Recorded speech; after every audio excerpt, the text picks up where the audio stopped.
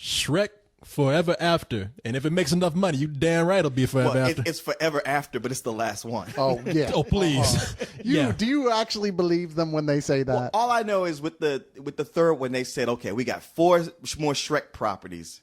And this was one in the Christmas episode.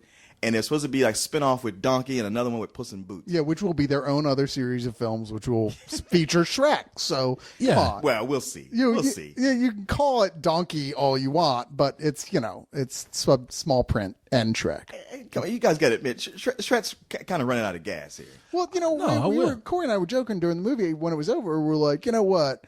Like, look at who the stars of this film are. Cameron Diaz. Mike Myers and Eddie Murphy, who, are constantly having to turn stuff down. They're so besieged with offers these days. No, there's never going to be an end to these, of course, because they need the work.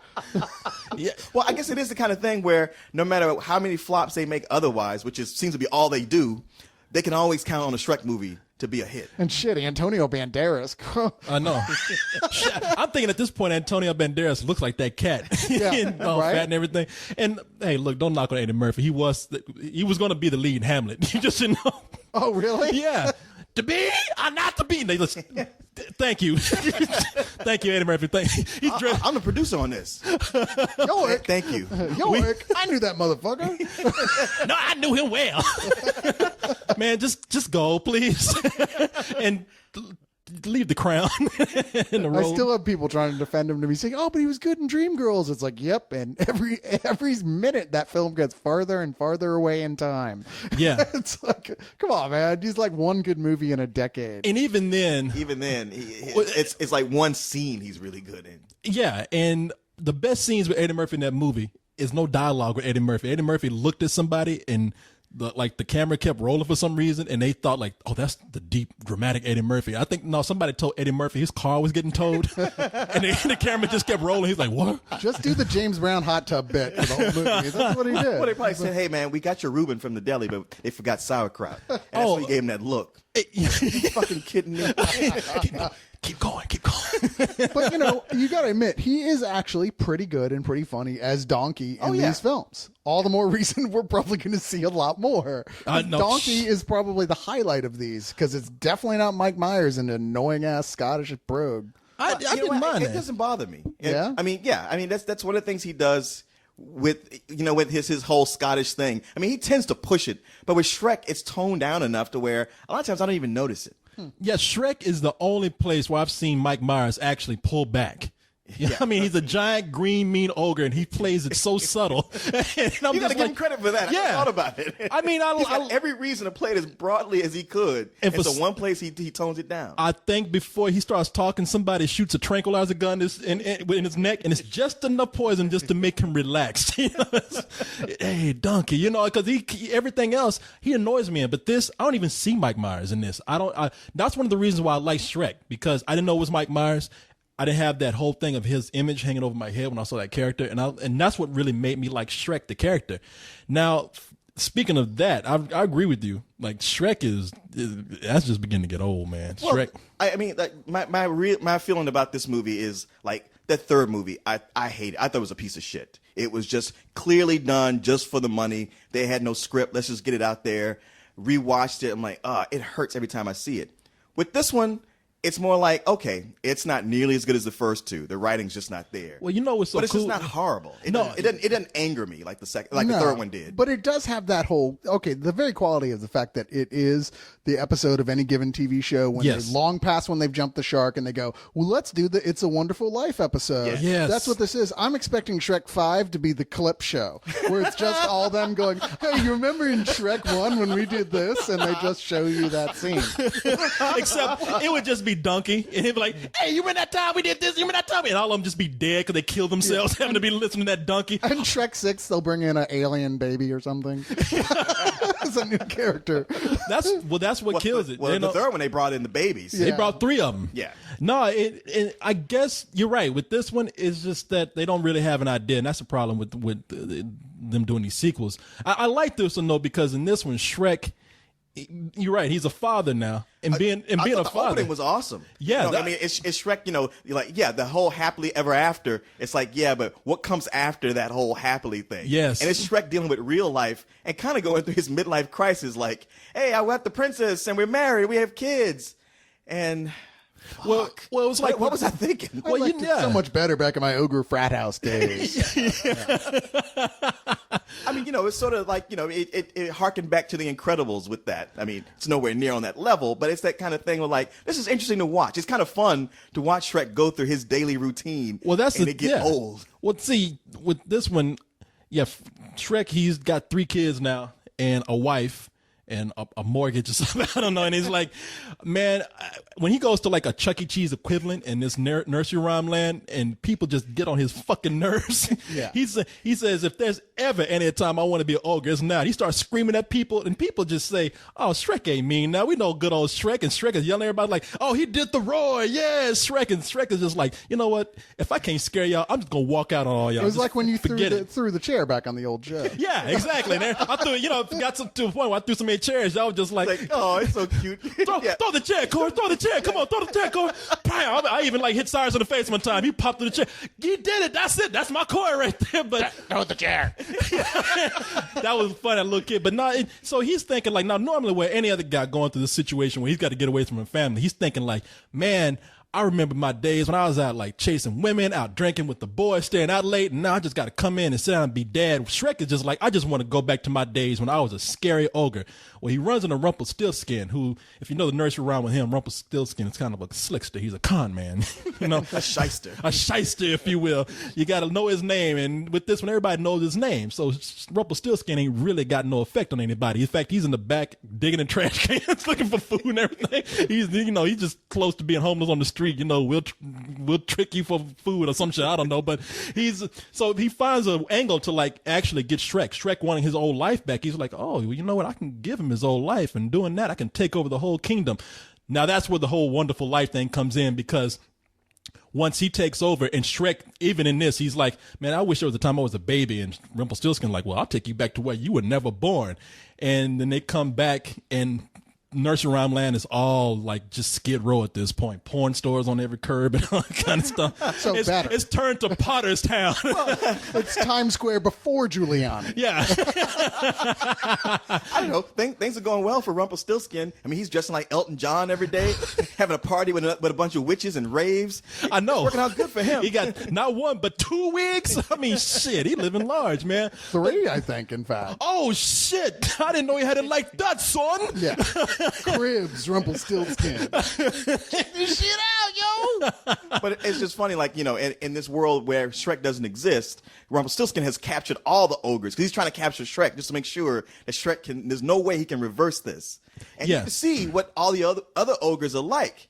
And compared to the other ogres, Shrek is kind of a pussy. Shrek ain't shit. All these other ogres are bigger than he is. Yeah. Well, even, and uglier than he is. He's the runt. He's smaller, and they're definitely uglier. But I think it was one of those like, hey man, he's got that thing, that joie de vivre, He's good at what he's good at what he does. He's tiny like Jackie Chan, but he'll still kick your ass. Yeah, this is a pre-Civil War nursery land before Lincoln came in and freed all the ogres. They're all slaves to Rumpelstiltskin in this. But of course, the big thing is like we've got to go back and try and find something that ties right back into the first film. And here, once again, to break the curse, it's the same thing he had to do in the first one, except now you've got to see this whole game happen all over again. Like, they hate each other. They hate each other. Him and his girl, oh, wait, they're falling for each other. And, I hate to say it, but maybe that was the strength of the first one over all the others, because that really works here. It sells. In fact, I thought Fiona was pretty fucking hot in this one. Man, I was. That's the thing. I thought, once everything was resolved, I figured he'd be like, okay, now we're going to go to the store and buy you another outfit like you were wearing back in my dream. Right? Oh, yeah, no. Because when you go back to the regular world and she looks kind of frumpy again, you're like, let's go back to that Xeno warrior princess thing you had going, because that was hot. No, Fiona is what black men just call thick.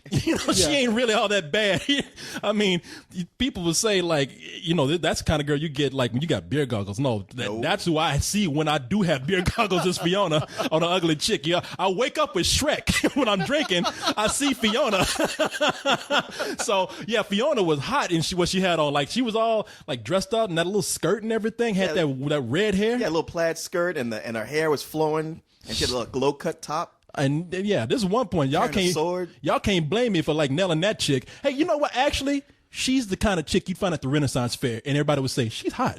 No, you wouldn't nail that chick. She would nail you. Having just come from a Renaissance fair, you dream of finding that chick. You find a lot of chicks who think they look like that chick, but they're just fat. Yeah, they're just fat.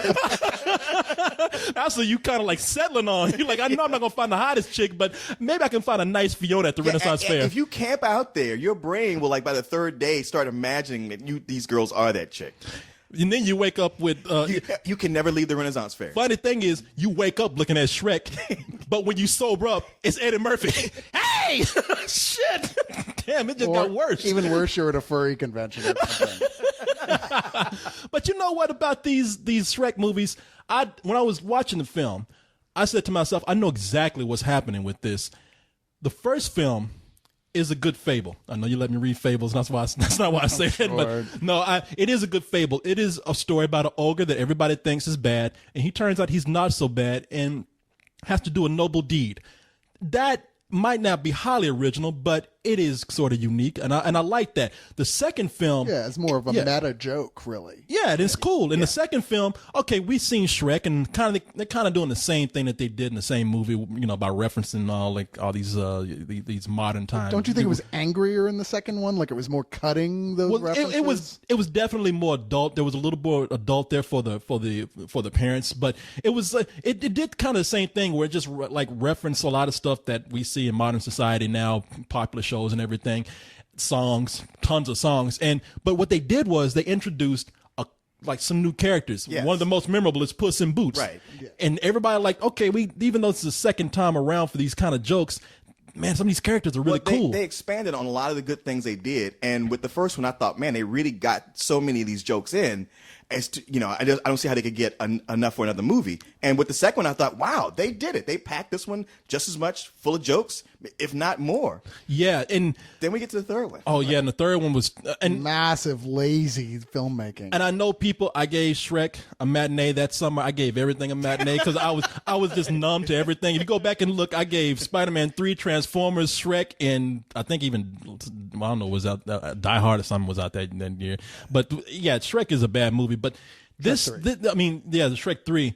But the reason why you nailed it at the beginning, you said it right at the beginning, Cyrus, is the reason why they're just kind of wearing thin at this point is because they don't have any new characters to really introduce that are as good as they were in the second one, and it's not as unique as the first film. They really are just looking for things for them to do now. Yes. Yeah, and they've gone and said, what are the tropes people expect to see? And a lot of those tropes are so tiring. But they can't, they won't, they don't stop. See, that's it, yeah. Song. It's just like, how many bad pop, or not even bad, but how many pop songs can we cram in here, even if it's incredibly awkward? Well, they do this twice. Or maybe even 3 times. You know what? They actually did it fewer times in this one than any of the others. But nonetheless, every single time you stepped back. You went... Well, this movie encompasses everything that could be wrong with this series in one scene.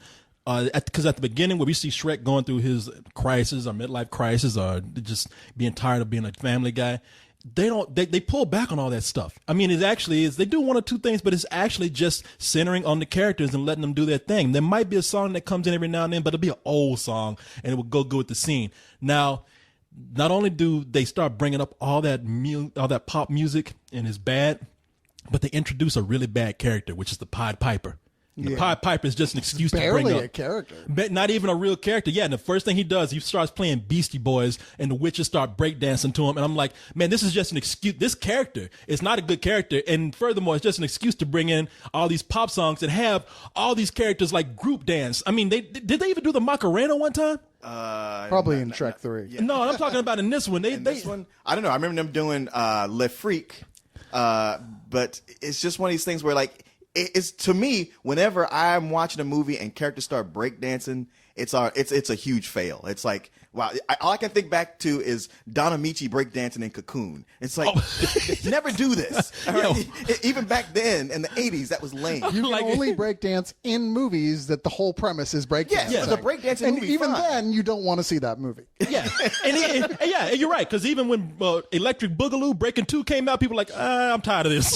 So, no, it was bad, man. I mean, they had started having them like dance to the Beastie Boys and Shake Your Groove thing, and they do this thing where I don't know what dances they were doing. I thought I saw them doing a Macarena, which nobody does a Macarena anymore except ogres apparently. But this whole characters getting in a group dance thing, doing the fucking electric slide, whatever they do, is old. They've done that 4 movies now, and it's tiring. It's like, do y'all have a clause where you have to do that? Yeah, I'm surprised they're not doing that chicken dance that was fun. You laugh, but they did that pretty effectively in the Jimmy Neutron movie. Did they? Okay, I don't They were fighting egg aliens, so it made sense. It's funny. Okay, fair enough. Animators can't dance, and yet they love expressing that in their characters. Like, well, fuck, if I can't dance in real life, I'm gonna have everything fucking dance. Wait, in you're an cartoon land. animator? He's talking to you know what else about animators? You sorry ass animators. They suck. Fucking guys, nerds. Oh, I don't mean me. I mean all those other Technically, animators. Cyrus, all the ones that work for me. I was about to say, I make other people animate now. I'm the Rumplestiltskin of animators at this point. But no, other than that, though, now those are the bad things of why this Shrek franchise is starting to wear thin. This 4th one, not as bad as the 3rd one, but even then, I mean, that's not really what would you call it? That's not really a compliment. Yeah, Compliment to this movie would be that there actually are some jokes that really made me laugh hard. Yeah, I mean, they caught me off guard several times. I can't remember too many of the big laughs, but lots of chuckles, and I felt good coming out of it. The thing I think of which would save Shrek, which, it won't, I don't make them a ton of money, but they just need to be shorter. They need to be about an hour. Like the Shrek Christmas special is actually pretty good. It's one of the better Christmas specials that's ever been made. And with this movie, it's like, you know what? If you tighten it up to just what was good, it would be about an hour long. And you go out and tell everybody, like, man, you really should watch this. Well, that's the problem, is that I can't fault the quality of the animation here, because it's just fine. It's DreamWorks doing what they've been doing lately, which is really good, especially close-ups of fabrics or textures. They're so good at that sort of thing. And the 3D works real well here, too. There was good use of 3D. Oh, yeah, I mean, it's not one of those ones like How to Train Your Dragon. It's not like, wow, but it was like, okay, that was pretty good. There's a couple moments that even made me jump a little bit. But the problem is that everything else, the actual content, is really of television quality. There's, you're like, okay, it's cute, but it's nothing I feel like that should have been made into a movie at this point, because they already made it into a movie 3 other times. There's nothing original or new enough or exciting enough here that, even though it has funny parts to it, and even though it's not torturous by any stretch of the imagination, what's the point? Well, the point is to make that cash, bitch. I mean, they know exactly what they're doing. I mean, it's when they say that, oh, this is a true Shrek movie right here. Yeah, true in that the fact that it makes you a lot of money. But other than that, I mean, I still like Shrek, the character himself.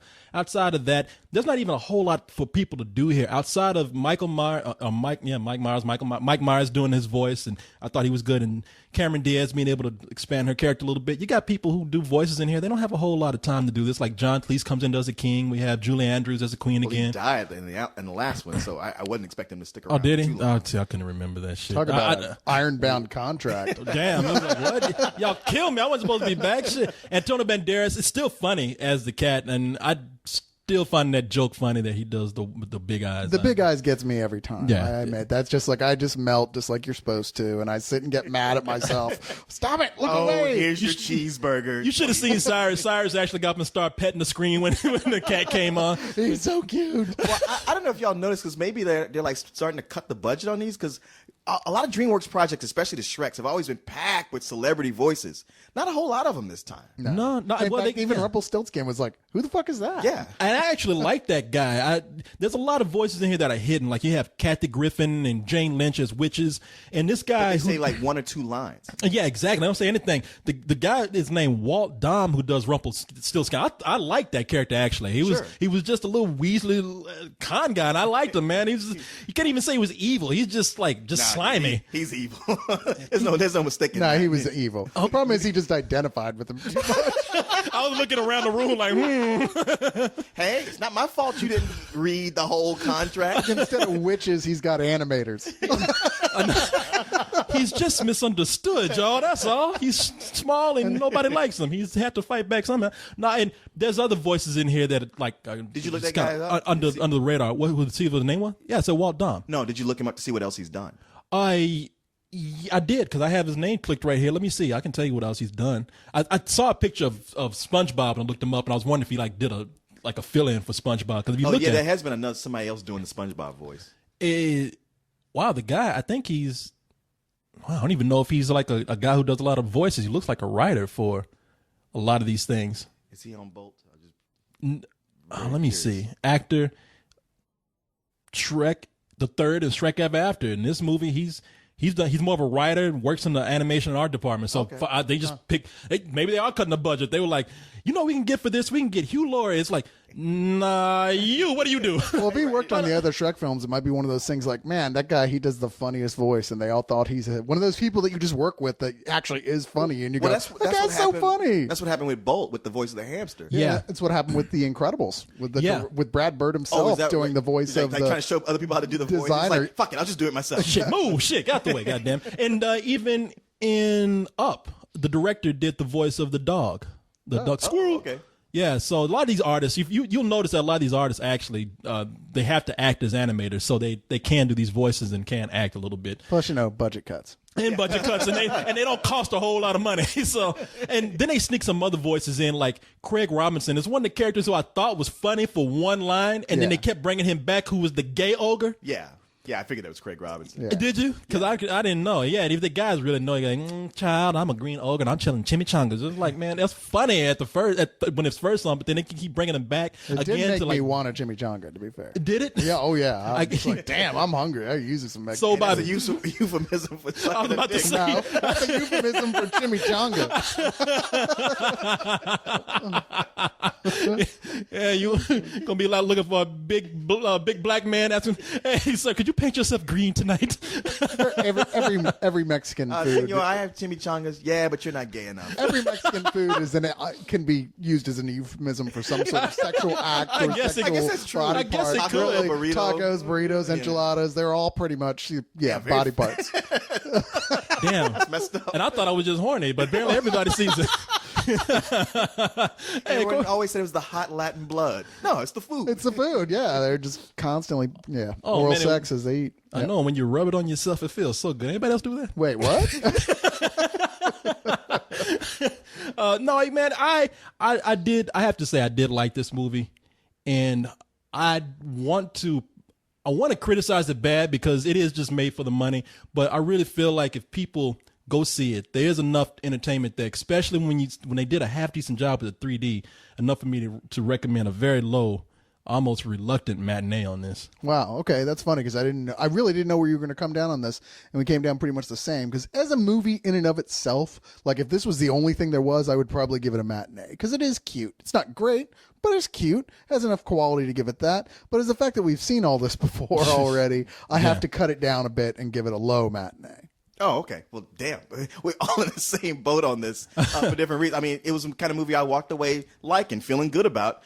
Granted, it's because it wasn't the third one again. But, it's just kind of there. There's nothing spectacular about it. But, as far as a movie to take your kids to, I would recommend it highly. It's a movie you have to sit through with them. You'll enjoy it. It's unoffensive. Yeah. And, it's just kind of nice. But it doesn't stretch to do anything special. And, yes, with two really good Shreks out there, it's almost pointless. So I come in at a low matinee. Yeah. At the very least, it took the bad taste of 3 out of my mouth. Yes. And I will be grateful to it for that because, oof. I know. I know. Yeah, no. I almost feel really bad for just that summer. I just like, whatever. Man, because that was the whole thing. Go to the theater, you're going to like it, whatever. I'll tell you in this, though, it took 4 movies for me to finally realize who some of these people look like. Because it's like the King. Yeah. Have you ever noticed that the King looks like Bobcat Goldthwait? He does a little bit. A little bit. A little bit. Little bit. Okay. A little bit. I'm not gonna even try to do a Robert De Niro. That disaster we had last time. A little bit. But what are you doing? And I will say, Are you looking at me? Are you looking at me? I'm the only one here. You must be looking at me. break my mirror. You don't sound like him. Wait, it's talking. Can I do that again? Speaking of Hugh Laurie, I thought Rumpelstiltskin kind of like Hugh Laurie a little bit. A little bit. Really? Hugh Laurie's very long and lean. Especially, he's got a really long, skinny head. Well, if you put him on a midget body, that's what I'm saying. You know. Okay. But you say it like that. You ran over with a car. It looks just like him. Now you see. But here's the kicker right here. Shrek, to me, looks like Tracy Morgan. If you look at him. No. I can totally see that. Can you? If Yes. I shave his head, absolutely see that. paint him green. What, you're saying all ogres are black people? Is that what you're saying here? Do I have to call you on this here? What about the other? Who's Fiona, right? Is that Beyonce? Is that No, Queen Latifah. Come on. You know? Like, you got to guess this shit. Can't you see them being in the same movie, though? Tracy Morgan and that fucking donkey. Hey, Shrek! Donkey, you crazy. You crazy. That donkey just look at the screen. Damn, I thought I was annoying. His motherfucking head. Hey, man, 10 years from now, we're going to be seeing that as a Broadway play. Starring. All those same people we just named. Starring. And then Mike Myers be told to do it, and make Tracy Morgan be like, I ain't doing nothing. Just spray me down, green sheet.